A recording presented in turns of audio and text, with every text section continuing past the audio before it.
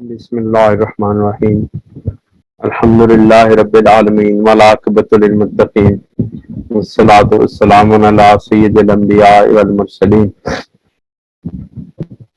اما بعد فاعوذ باللہ من الشیطان الرجیم بسم اللہ الرحمن الرحیم وبکفرہم وقولہم علی مریم بہتانا عظیما صدق اللہ العظیم وصدق رسولہ النبی الکریم ونحن على ذلك لمن الشاہدین الشاکرین۔ سورہ نساء کی آیت نمبر 156، اس میں حضرت مریم علیہ السلام کے اوپر یہودیوں کی بہتان طرازی کا ذکر کیا گیا۔ جیسا کہ آپ حضرات کو معلوم ہے کہ سیدہ مریم علیہ السلام کو اللہ رب العزت نے اپنی معرفت کے لیے منتخب کیا اور حضرت زکریا علیہ السلام کی زیر کفالت دیا۔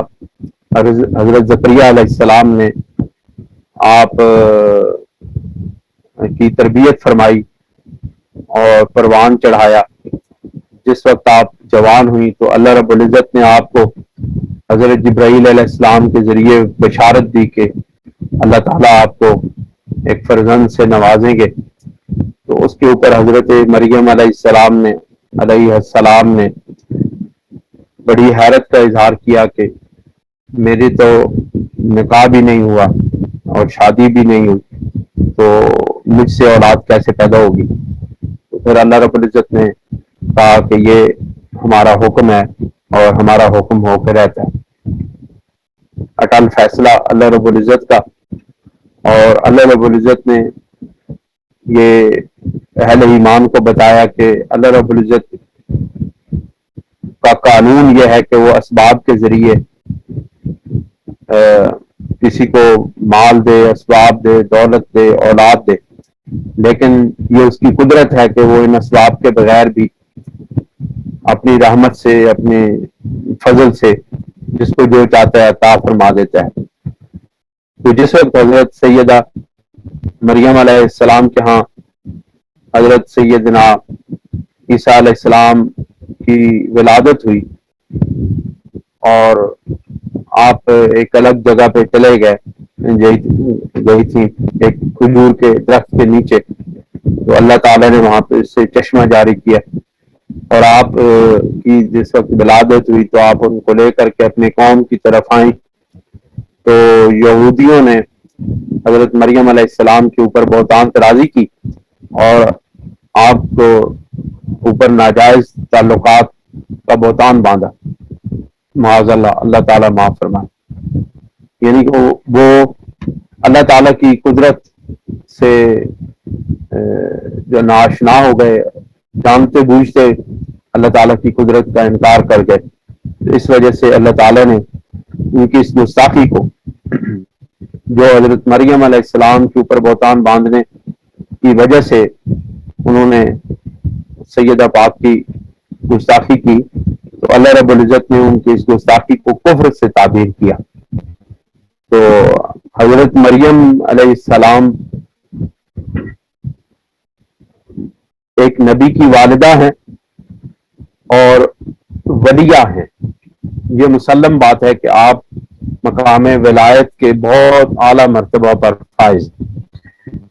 اور آپ ایک نبی کی ماں ہیں۔ تو اس آیت سے تین باتیں اخذ ہوتی ہیں کہ حضرت سیدہ مریم علیہ السلام کے اوپر تہمت لگانا، ناجائز اولاد کی تہمت لگانا، نعوذ باللہ من ذالک، وہ بالواسطہ طور پر نبی علیہ السلام کی، یعنی حضرت مسیح علیہ السلام، حضرت عیسیٰ علیہ السلام کے اوپر تہمت لگانے کے مترادف ہے۔ اور اس طرح حضرت مریم علیہ السلام کی عزت و توقیر میں جو حرف آیا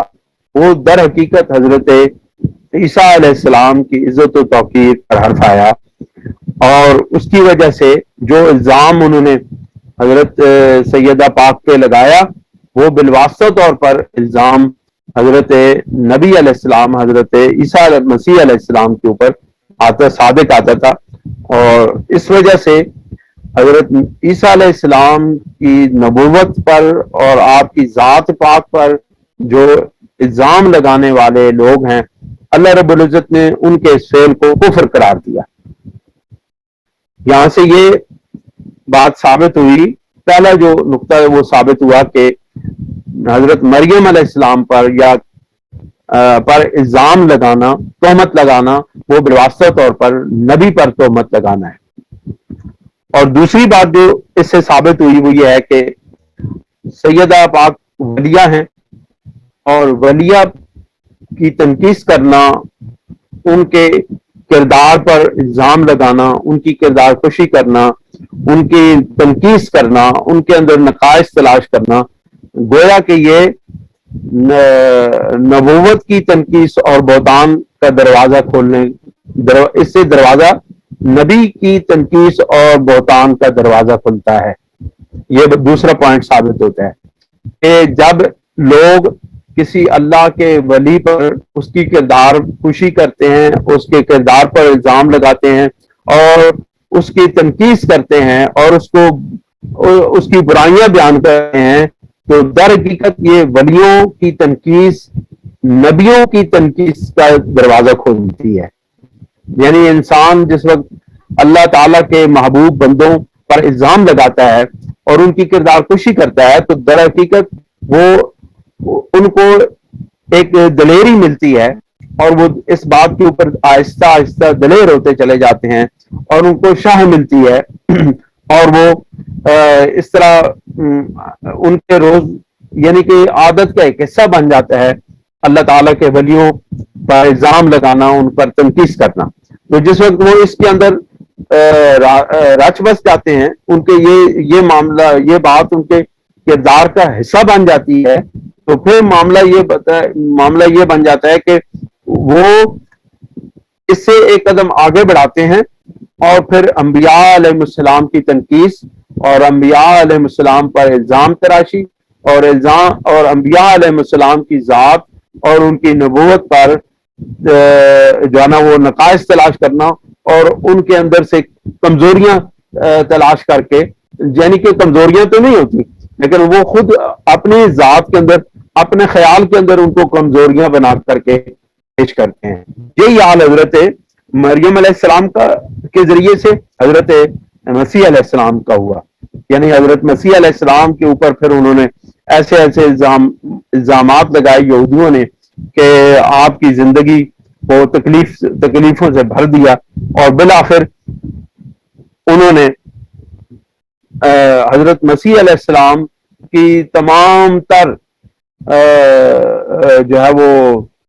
اس کے باوجود کہ آپ صلح پسندی کے باوجود، صلح جوئی کے باوجود، امن پسندی کے باوجود اور کسی مزاحمت کے نہ کرنے کے باوجود، حضرت مسیح علیہ السلام کو ان لوگوں نے اتنی تکلیفیں دی کہ بالآخر حضرت مسیح علیہ السلام کی شہادت تک نوبت آ گئی، اور آپ کو انہوں نے شہید کرنے کا پروگرام بنا لیا۔ تو دوسرا پوائنٹ یہ ہوا کہ ولی کی تنقید و بہتان نبوت کی تنقید و بہتان کا دروازہ ہے۔ اور آج آپ دیکھیں ہمارے اندر بھی، ہمارے مسلمانوں کے اندر بھی بہت سارے لوگ ایسے ہیں جو اپنے تنقید کا، جو اپنے تقریروں کے اندر اولیاء اللہ کی شان میں گستاخیاں کرتے ہیں اور اولیاء اللہ کی شان کو گھٹاتے ہیں، اور اولیاء اللہ کی شان کے اندر وہ الزامات لگاتے ہیں جو ان کے اندر نہیں ہوتے ہیں، تو پھر آہستہ آہستہ وہ لوگ دلیر ہوتے چلے جاتے ہیں، اور بالآخر ان کی نوبت رسول اللہ صلی اللہ علیہ وسلم کی ذات پر آ جاتی ہے، اور پھر وہ بالآخر رسول اللہ صلی اللہ علیہ وسلم کی ذات پر ایسی باتیں کرتے ہیں کہ جو شان نبوت کے خلاف ہوتی ہیں اور جو حضور علیہ الصلوۃ والسلام کی گستاخی قرار پاتی ہیں۔ تو اس میں سے تیسرا اور آخری پوائنٹ یہ ہے کہ چونکہ حضرت مریم علیہ السلام ایک نبی کی ماں ہے، اور نبی کی ماں کا احترام نہ کرنا، اللہ رب العزت نے اس احترام نہ کرنے کے فعل کو کفر قرار دیا ہے۔ اس کا یہ مطلب ہے کہ نبی کی نسبت، ماں کے ساتھ نسبت تھی، اس نسبت کا اگر جب یہودیوں نے احترام نہ کیا تو اللہ تعالیٰ نے اس نسبت کے احترام نہ کرنے کی وجہ سے ان کے اس فعل کو کفر قرار دیا۔ تو اس سے یہ ثابت ہوا کہ نبی کی ہر نسبت کا احترام کرنا ایمان کا حصہ ہے۔ نبی کی ماں والدہ کا احترام کرنا، نبی کی والد محترم کا احترام کرنا، نبی کی ازواج مطہرات کا احترام کرنا، نبی کے اصحاب کا احترام کرنا، نبی کی اہل بیت کا احترام کرنا، یہ ساری چیزیں ایمان کا حصہ ہیں۔ اگر کوئی شخص نبی کا احترام کرتا ہے لیکن نبی کی نسبتوں کا احترام نہیں کرتا تو گویا کہ وہ کفر کرتا ہے قرآن مجید کی اس آیت کے مطابق۔ نبی کا احترام کرتا ہے، احترام کا دعویٰ کرتا ہے، لیکن نبی کے اصحاب کا احترام نہیں کرتا تو وہ کفر کرتا ہے۔ نبی کے احترام کا دعویٰ تو کرتا ہے لیکن نبی کی اہل بیت کا احترام نہیں کرتا تو وہ کفر کرتا ہے۔ نبی کی احترام کا دعویٰ تو کرتا ہے لیکن ازواج مطہرات کے احترام کا نہیں کرتا تو وہ گویا کہ کفر کرتا ہے، کیونکہ نبی کی نسبتوں کا انکار کرنا،